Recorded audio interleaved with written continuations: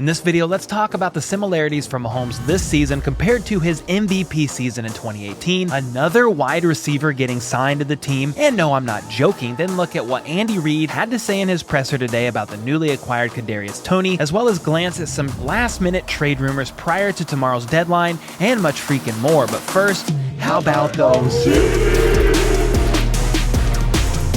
What's up, guys? My name is Cole and I do daily news about the Kansas City Chiefs, so make sure to sub if you're new, hit that like button, all that good freaking stuff, and let's get into this video because there's a lot to talk about. For starters, the Chiefs and Chargers scored just as many points as the Raiders did yesterday, and the Chiefs and Chargers were on a bye week. That's right. Both teams were watching football from their living room couches, pointing and laughing at their screens as the Raiders had a full 60 minutes of playing time and put up 0 points. The LOSS Vegas Raiders are basically a certified dumpster fire over there, which isn't news to us here in Chiefs Kingdom, as that team has been horrible for years. But after getting hyped up all offseason long, Raiders fans starting to believe, a trickle of hope, if you will, that they would actually amount to something this season. Well, no, not the case, because after 7 weeks, they're now 2-5.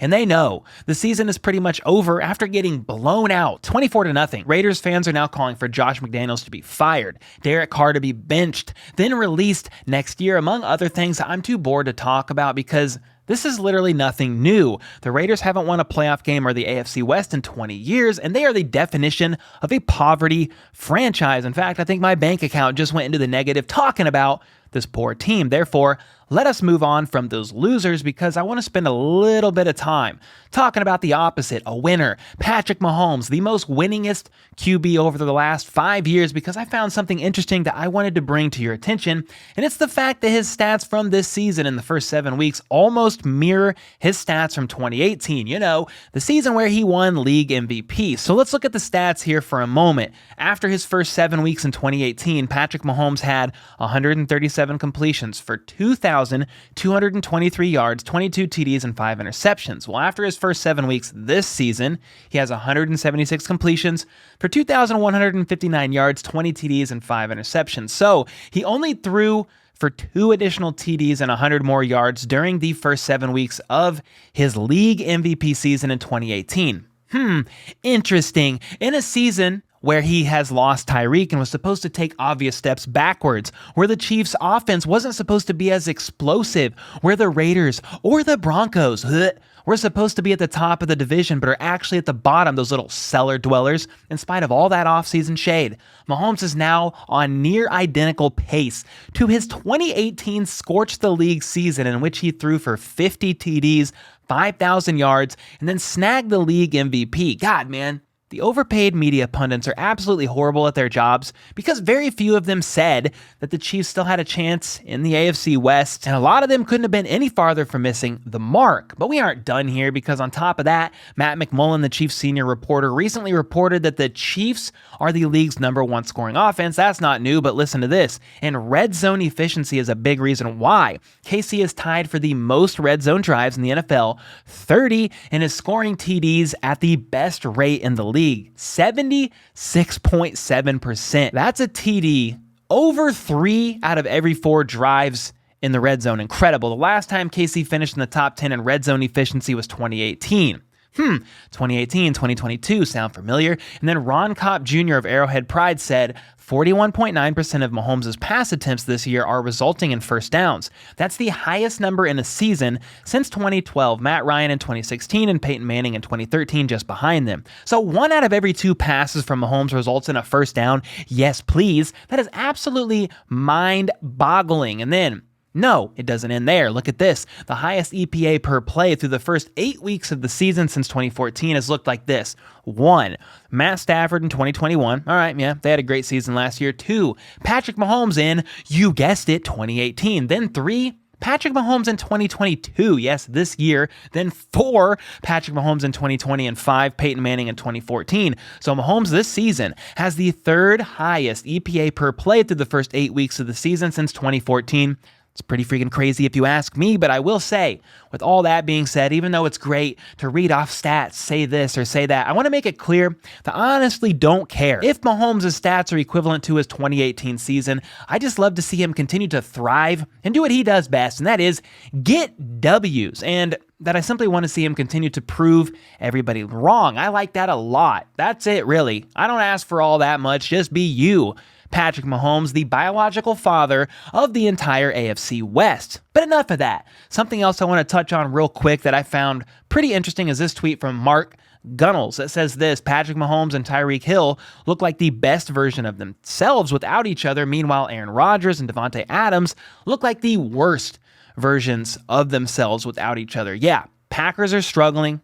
No secret, they're having a losing season right now. They could really use a wide receiver. The Raiders suck. We talked about them earlier. Davante Adams is struggling because Derek Carr is throwing him passes. But when it comes to Tyreek Hill, I'll say this: I'm thrilled to see him and Mahomes and the Chiefs all thriving. We know how the Chiefs are doing. I share about them all the time, but in case you didn't know, Tyreek Hill leads the NFL with 961 receiving yards, and he is currently on pace to break the NFL receiving yardage record with 2,042 yards.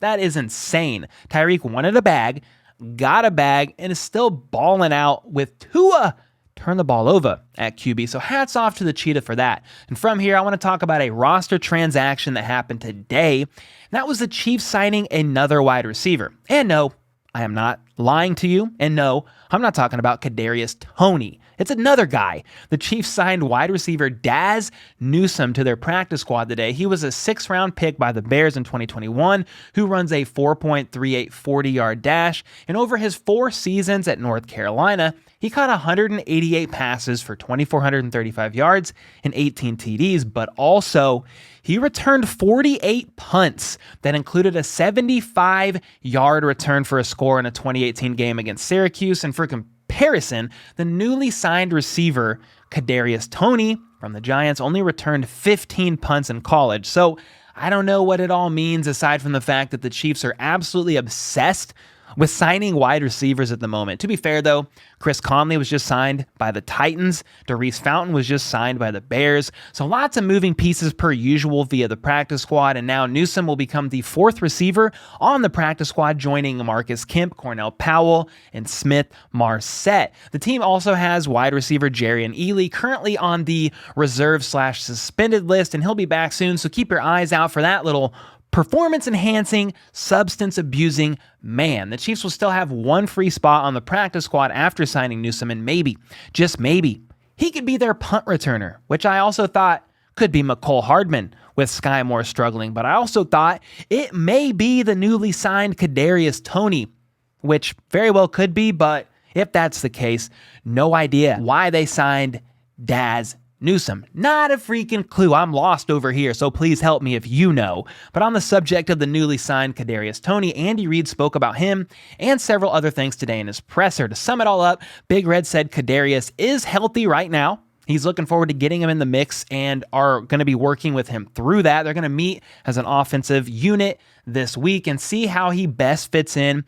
And then he said it's going to be a gradual process and take some time. He's not going to rush him into anything he's not comfortable with, talking about Toney, but then he's not going to rush Toney into something that Coach Reid isn't comfortable with either. And we know Coach Reid likes to take his sweet little time with new receivers. Coach Reid said he does have college experience returning punts, not so much in the NFL, but knows that he has the potential and we'll see how it goes. Coach Reid then said about making Pacheco RB1, it was a way to simply get him more involved, get him more than 10 reps in a game. He sat down with EB and hammered out how to work him in for more than 10 reps and felt good about it. He felt it worked out well for all 3 of the backs, to be honest, but going forward, we'll have to see. This is what he says in every answer of this presser. We'll have to see. And finally, regarding the trade deadline tomorrow, Andy said there's a chance that somebody gets traded or we pick someone else up or both. We trade and pick someone else up. Everything seems to happen at the 24th hour in this business,